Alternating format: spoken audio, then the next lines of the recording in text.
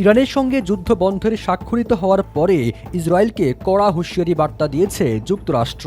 মার্কিন vice president JD Vance বলেছেন, Israel বর্তমান বিশ্বজুড়ে চরমভাবে বিচ্ছিন্ন এবং দেশটির নেতারা আমেরিকার কূটনৈতিক ও সামরিক সহায়তার সঠিক মূল্যায়ন করতে ব্যর্থ হয়েছে।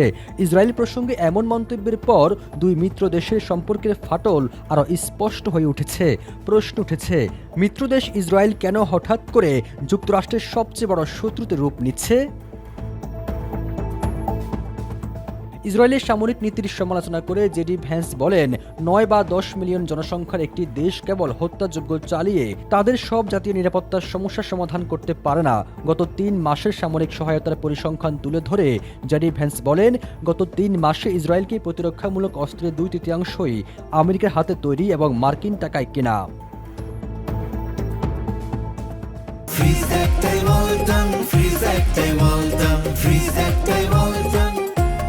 হোয়াইট হাউসে আয়োজিত এক ব্রিফিংয়ে জেডি ভ্যান্স আরও বলেন, এই মুহূর্তে গোটা বিশ্বে ডোনাল্ড ট্রাম্পই একমাত্র রাষ্ট্রপ্রধান যিনি ইসরায়েলের প্রতি সহানুভূতিশীল বলেও মন্তব্য করেন মার্কিন ভাইস প্রেসিডেন্ট।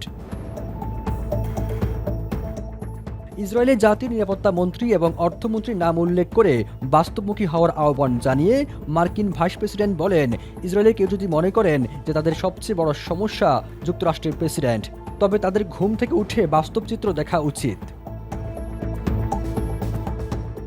সবুজ আলম, নিউজ ডেস্ক, ইত্তেফাক।